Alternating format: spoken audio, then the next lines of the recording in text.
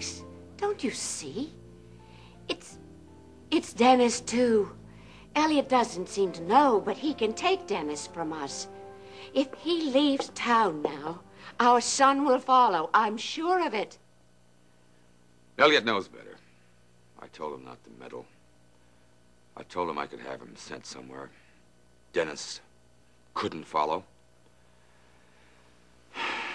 He knows that he wouldn't be back. It frightens me to hear you talk like that. I don't want him hurt, Alex. Iris, he's not the kind of man you think he is. He was my husband. And he helped raise Dennis. I feel sorry for him. He really has no one. Nothing. He gave me his promise that he would leave in a few weeks. It's the least I can do to make up for what I've taken from him. Please, Alex, let him keep his job here in Houston for a while. His job? He said I threatened his job. Didn't you? Well, I suppose that's as close an approximation as he can find. Iris, you know, what you're asking is just postponing the inevitable. Then postpone it, please. Oh, I know. You have given me so many things, but I've only asked for this. Because, Alex, if Dennis won't come to our wedding, if I should never see my boy again, well, Alex, that would break me. All right. I'll do anything for you, you know that. Anything.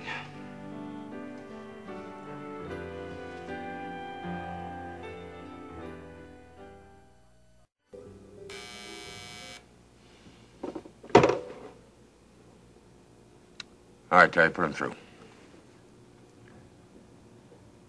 Yes, Alan, there is a change. No, stay there. Find your witness, and find out what Elliot Carrington did in Cambodia, all right? And I want you to get his full statement. That's right. Now, you hang on to him, and you sit tight, and I want you to lose the man. Now, don't take any other action until you hear from me again. No, we're just going to be on hold for a while. I'll be in touch, all right?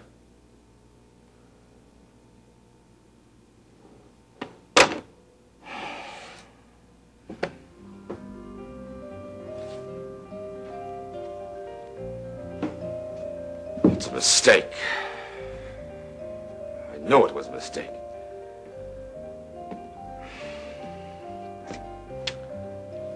There's no place for a man like Carrington in my son's life. He doesn't know that. Yet. But making him know it is too much of a chance. Would break Iris's heart. No, not on our wedding day.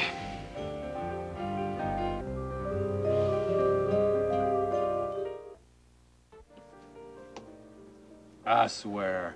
I ain't never tasted nothing like that before in my life. You really got a nice touch with this stuff. Shoot, boy, I told you got a class act up here, didn't I? Only I don't get it. If you're a partner, like you say, what are you doing working the bar? I told you I was on my way to being a partner. It's a big difference, you know. I mean, if you're going to get anywhere in this world, you got to learn to pay attention, you know.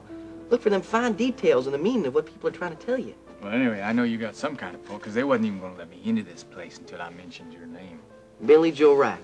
3 magic words that'll open doors to just about any establishment in this old town, buddy. Trust me. Listen, Billy Joe Wright. Oh, hello. Hi.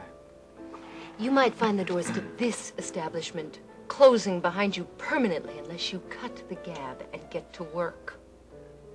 I don't let my customers want for nothing, Miss Marshall. Far be it from me to impugn the work of one so dedicated. It's just that the top of the world is not the place to be entertaining your, guests. Junior, what is that? Well, this here's a little specialty of mine. You know, I invented it myself. I call it the Hawaiian Delight of Billy Joe Wright. That's dark rum, light rum, coconut milk, and a splash of beer just to give a little fizz. Oh, sounds delectable. Ma'am, I have never tasted anything like it in my life. Haha, not surprised. Listen, Junior. We don't want to deprive our other guests of your creative genius, now do we, huh? No, that's fair. Okay. Then I suggest you tell your friend here adieu and get your tail in motion.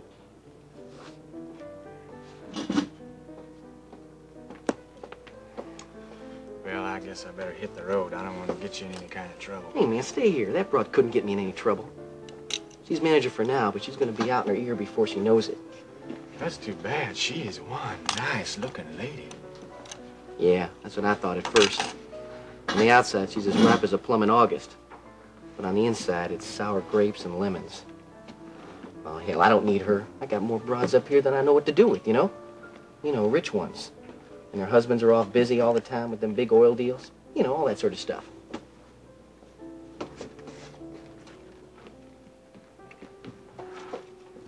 Yes, sir. What'll it be? Scotch and water, please. Sir.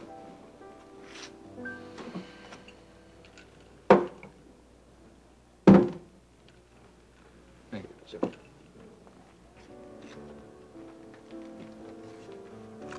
Yes, sir, Bernie, I'll tell you. Every night it's, what are you doing after work, Billy Joe? Then, how come you ain't living with some rich broad out in River Oaks by now instead of holding up with me in my trailer? Well, Listen, Billy Joe. If you want more broads than you know what to do with, I got a deal for you. It just so happens that this deal will make us more bucks than we know what to do with, too. oh yeah? You mean like getting paid for doing our little favors for the members of the opposite sex, huh? Not exactly. When you got the time, I'll tell you about it. Little sideline I got worked up. If it wasn't for that stinking parole, I'd be doing it full time instead of selling used tractors out in Sugar Land. If you want, I'll cut you in. Hell, I'm, already cut in a little bit more than I can handle. I mean, Oh, yeah? yeah. You don't want to know nothing about it, though. I mean, just knowing's bad news. Wouldn't have nothing to do with that rifle you got stowed in my trailer, would it? I told you, boy, you don't want to know about it. Yeah, that's right, I don't. But you got that thing stowed in my trailer. That violates my parole just as much as it does yours. And if you're just storing it there, that's one thing. But if you're planning to blow some poor sucker away with it, that's something... Ain't no poor sucker, man. It just happens to be Alex Wheeler. Who's that? Is that guy you were talking about the other day? Yipper. He just happened to be the richest man in Houston, maybe all of Texas.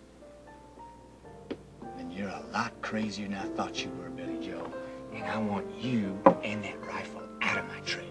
Man, listen, man, I ain't gonna kill anybody. Bernie, I'm not gonna shoot anybody. It's just one of those, well, you know what I was telling you about. It's a fake assassination plot, you know? I mean, it's something that my boss thought up, you know? I don't know, I guess he knows what he's doing, you know? That still sounds crazy to me, and you ought to get yourself out of it. Man, I know it's crazy.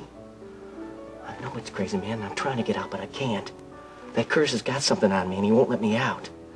I'm like painted into a corner. I mean, if I do it, I go to Huntsville. And even if I don't do it, I go to Huntsville. Bernie, let me tell you something. The whole thing scares the hell out of me.